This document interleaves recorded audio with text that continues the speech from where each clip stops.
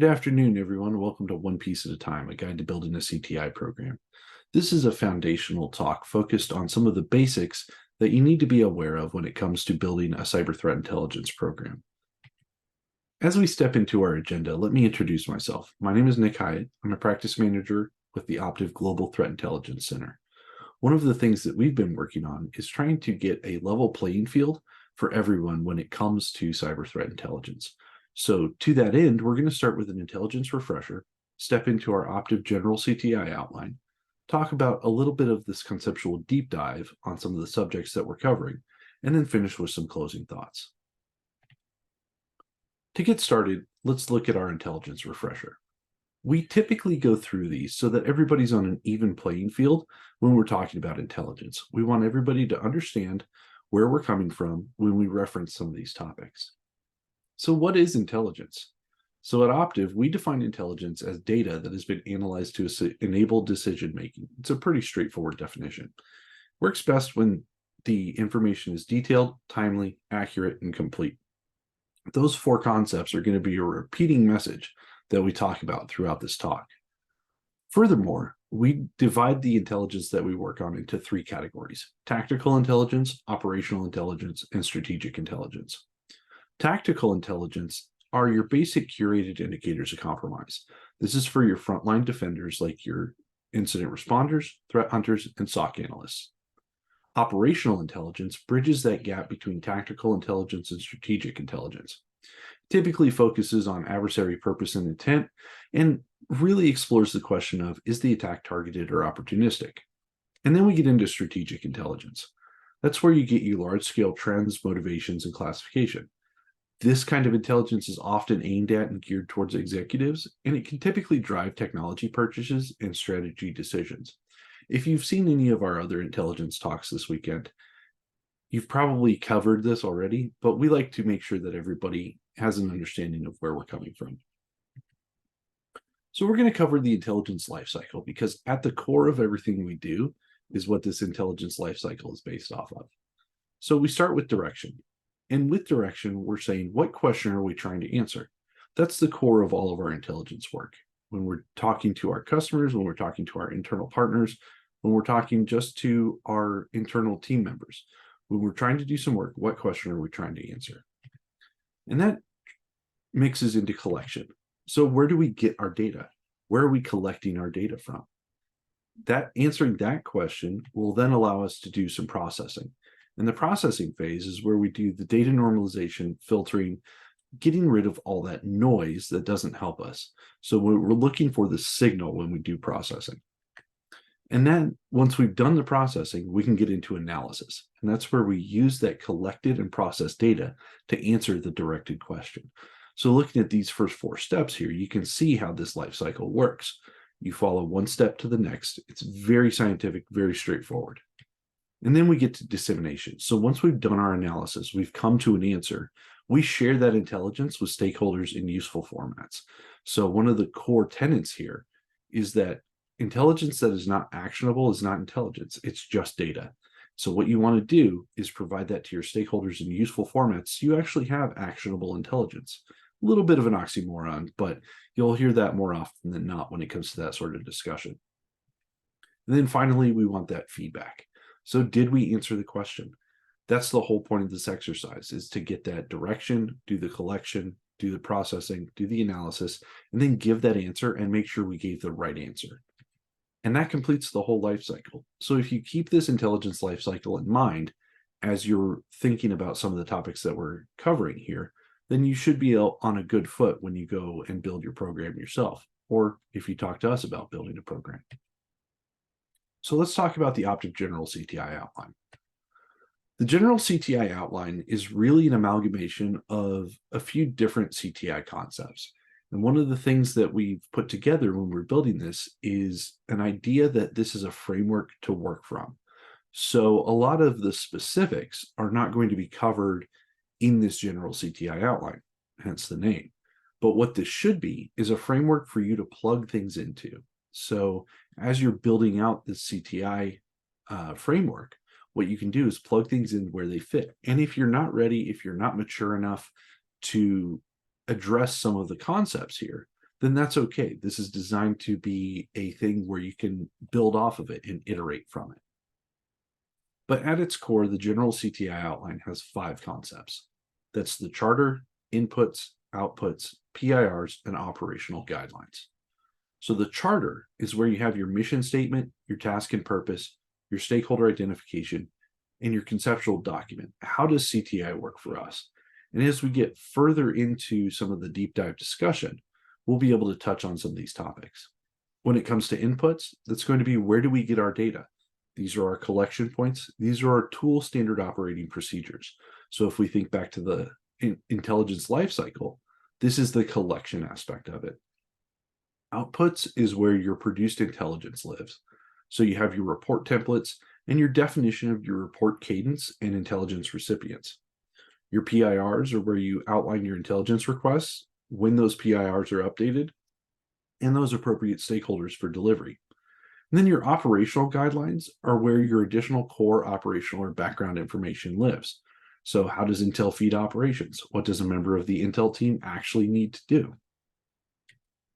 So let's get into a little bit of a conceptual deep dive here and talk through some of these ideas. First, we have our charter. The foundation of an effective program is going to be a good charter. And a lot of these discussions are, how does the Intel team fit into the overall vision for the security program? What are you actually going to be doing? What's your overall goal? Who are your critical stakeholders? And how does cyber threat intelligence work for you? One of the things that people usually get hung up on is, we're just going to do Intel. And we don't have an actual clear idea of what that even means. This is where you can actually outline what that means and how it's going to work. Let's talk a little bit about a mission statement versus task and purpose. And this, to really clarify, is what we're doing and why we exist. So why does this team even have to be a team? What's your mission statement? What's your overall goal?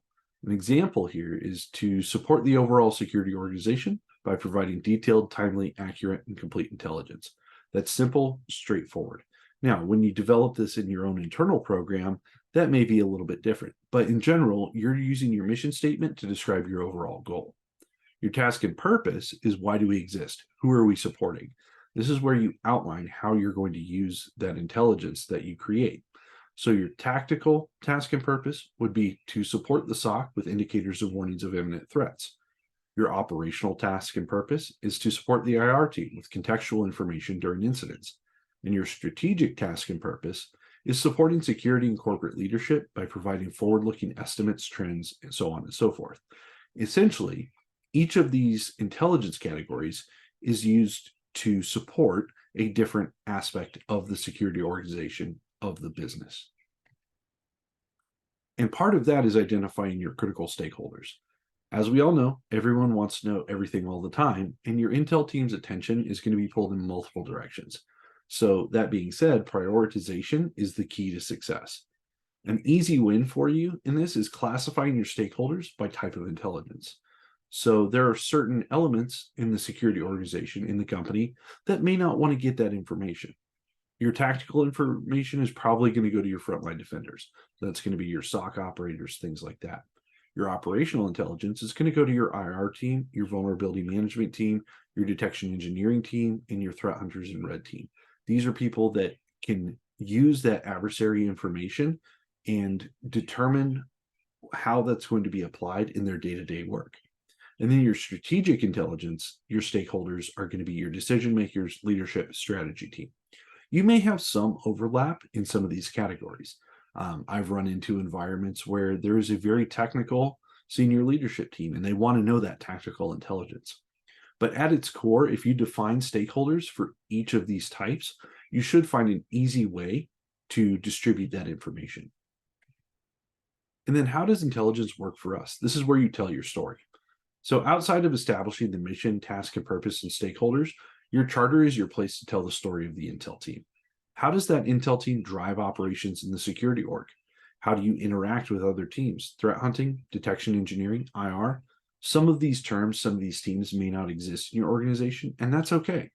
Like I said at the beginning of the talk, if you're not mature enough to use some of these concepts, you can come back to it later.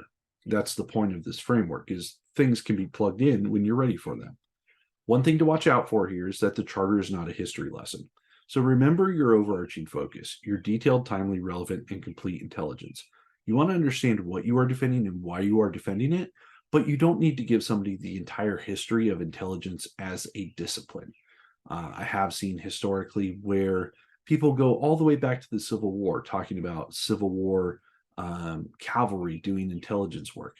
That's great and it's interesting, but it doesn't belong in your charter. There should be a succinct, direct document that explains exactly what you're doing and how you're doing it. And once you have your charter in place, you can get into your inputs.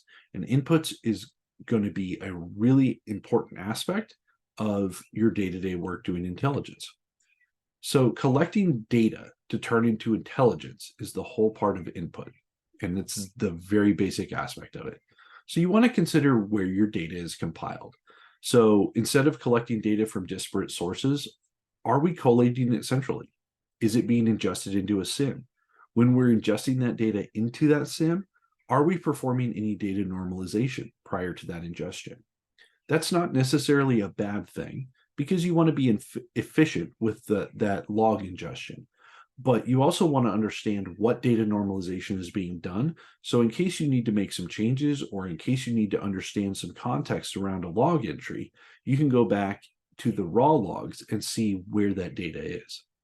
And are there existing product dashboards that can be used to measure KPIs? We'll get further into this in a moment, but it's an important thing to understand. OSINT collection is a different animal.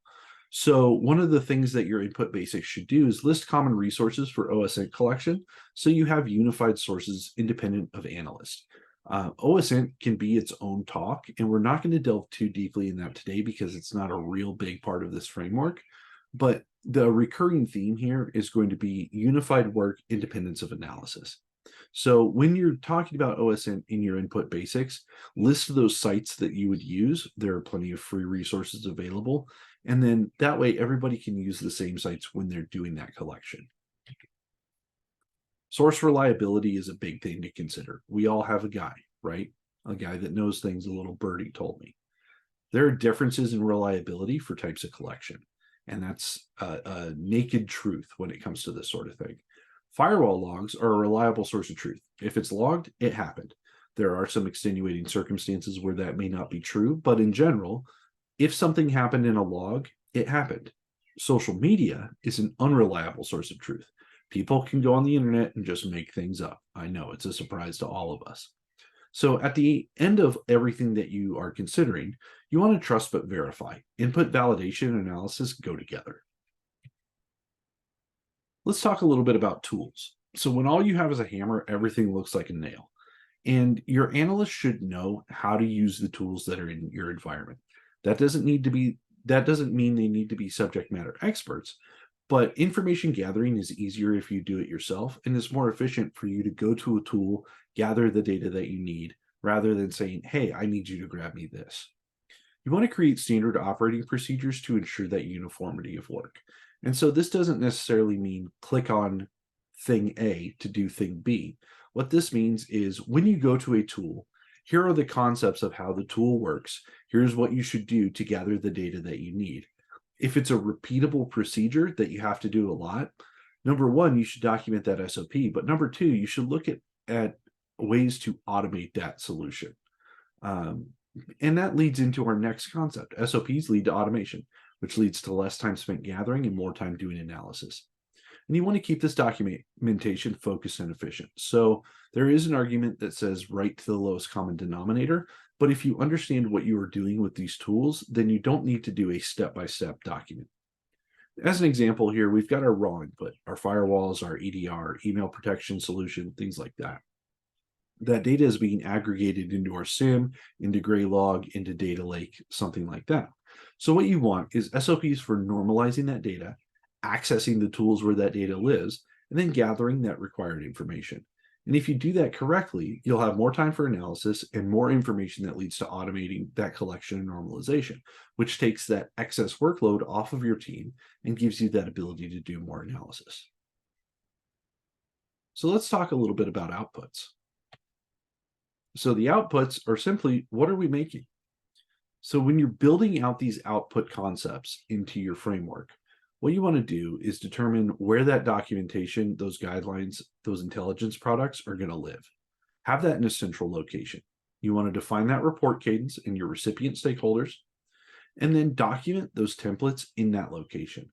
That way you don't have to be asked every time, hey, where does this live? Or hey, where do I need to go to get this? This section is fluid. As intelligence requirements change, so will your intelligence products. One thing that you might be doing this quarter might not be the same thing as next quarter. And we'll talk a little bit about those requirements here in a moment.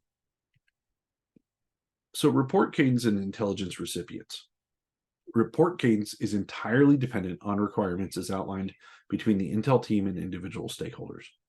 So your intelligence requirements that you're going to have and that report cadence and those recipients are going to be different from your frontline defenders, going to be different to your operational people, and going to be different at your strategic level. All of that is going to really be dependent on what you need to deliver to those teams. And another thing to consider here is that recipients of those intelligence products may not be the same stakeholders. People that are involved and have authority may not be the same people that need that day-to-day information. So one thing that may be important here is that documenting that recipient will make that intelligence flow very easy, especially when new organizational members join and old members leave. So thinking about it from a practical application, if you have the director of incident response as the stakeholder for your operational intelligence, your recipients may be the incident response team. So that could be a distribution list, that could be individuals that are sitting on the team, that could be a select few people that are responsible for a specific thing. But calling that out in your outputs area means that, okay, my stakeholder is the director of incident response, but I need to send this intelligence to this distribution list. And since we're not naming specific names here, if people cycle in and out of the organization, then you're able to fill in those gaps very easily. All of your produced intelligence should have a stakeholder of some sort. So documents without a stakeholder are not actionable and therefore are not intelligence. They're just data, right? This comes back to the topic that we've heard for actionable intelligence. If it's not actionable, it's not intelligence, it's just data. Your templates. This is where we get into the concept of uniformity of work individual analysis. If you have 5 different intelligence analysts on a team and you stick them in a room, you'll get 7 different opinions. And what you should be looking for when you're building intelligence products is a consistent, repeatable format. So this allows for easy consumption. So you can split your reports into sections. You've got your content, your analysis, your remediation and mitigation if it's applicable, and your indicators if it's applicable. This consistency in formats will allow for several outcomes. Again, the uniformity of work independent of contributing analyst. So when you have several different people on your team, they're all going to have different opinions, but the work that they do should look the same at the end of the day. If that standardized report format and operating procedure is in place, then you'll have that consistent intelligence product, removing the single point of failure. So if one person is out of the office and they usually do a specific report, if you have that template and the SOP in place, somebody else should be able to step in and create a document that looks very similar. Additionally, you'll also have that easy formatting for automated ingestion of indicators. That consistent indicator placement will result in consumers quickly identifying relevant indicators and improving that consumption. So you'll be able to ingest that consumption. So if you have, say, at the end of your report, you've got an indicator field. What you can do is put that in the same place every time. So if somebody needs to automate extracting those indicators, they can go in and say, this is where the indicator will be, pull this out, put it in JSON format, ingest it into this tool. That's one of the values of having that similar formatting across your reports. So let's talk a little bit about priority intelligence requests and requests for intelligence. These are 2 different things, even though they sound the same. So priority intelligence requests are a method for stakeholders to interact with the intelligence team to better secure critical aspects of the security organization. An example of a bad PIR is tell me everyone that is attacking us. I've heard this multiple times in my work doing intelligence. And the answer to that is great. Everyone's attacking us. It's all bad. While that's a little bit of sarcasm, an example of a good PIR is what threat actors are active in our vertical and attack technology X. One of the things that we're going to get into here in a moment is discussing that a little bit further in depth. So when you're developing priority intelligence requests, you want to think about the concept of the named area of interest. In military terms, a named area of interest is something or some place where something will happen. So named area of interest can be a specific point on the ground, a specific movement route, or an area. In short, the activity in a specific area will determine an associated course of action. When you're thinking about this in terms of the corporate environment, that's going to be a moneymaker for the company, whether that's an application, a person, a project, or any other asset of value or interest. So just like you wouldn't do an airstrike on a bridge if you didn't know everything that's going on around that bridge in a certain time period, you're not going to be able to do intelligence effectively for a named area of interest if you don't know what your course of action would be. So if there is an attack on this technology, what is our course of action going to be? And this is where priority intelligence requests come into play. So once you've named that identified area of interest, then you develop your PIRs. The more specific you get in your request, the more targeted the intelligence team can be. So many specific PIRs are better than fewer general PIRs. And this is a two-way street. This is a conversation you need to have on a regular basis. So set up that cadence, put that in this output area. And this way you'll be able to work together to develop those PIRs rather than having dictated to you by leadership. As an example here, we've got a tactical PIR workflow. So we'll identify our named area of interest, and this is something that you would have in your environment. And so we'll do an example of VMware ESXi here. So we want to develop specific questions about identified named area of interest. So what vulnerabilities are currently being exploited? What actors are using these exploits? Are they active in our vertical? And so that gives you your functional priority intelligence request. What actors, if any, are attacking VMware ESXi and are active in our vertical? Please provide any associated indicators of compromise and potential mitigations. So as you can see, this is a very specific ask around actors that trigger on VMware ESXi and are active in our vertical. And so this will give your intelligence team the capability to say, oh, we're in this vertical. These are the actors. Here are their TTPs, and build a report to deliver to you as that tactical responder. On the other hand, you have your strategic PIR workflow. In this case, you have your named area of interest, which would be top trending malware. How am I going to make decisions about the malware that I need to defend against? What tools do we need to buy? Things like that. So we'll develop specific questions about our identified named areas of interest. So what are the top malware trends in our vertical? What are the top malware trends affecting our environment? How do these differ? And where should we prioritize protections? So that will bring you your functional priority intelligence request. What are the malware trends in our vertical and specific to our environment? How are they similar and how are they different? What recommendations can you provide for mitigating these threats? That gives you something to action off of, some differentiators. We're similar in this area, we're different in this area, and then gives you some context around the vertical and your own well-being there. So you have that high-level view, you have that low-level view. RFIs, on the other hand, requests for intelligence, are often ad hoc, unlike a PIR. So this could be tactical, so looking at incident response support, emergency support like Log4j, operational, what information do we have on X vulnerability, or strategic, what's the relationship between X company and X incident? And you'll see that usually in mergers and acquisitions. So having that formal intake process for RFIs is useful for accountability, tracking metrics, and can be helpful for determining internal trends. So let's take a look at a sample RFI workflow. So we want further intelligence on a specific item, whether that's a vulnerability, malware, an exploit, etc.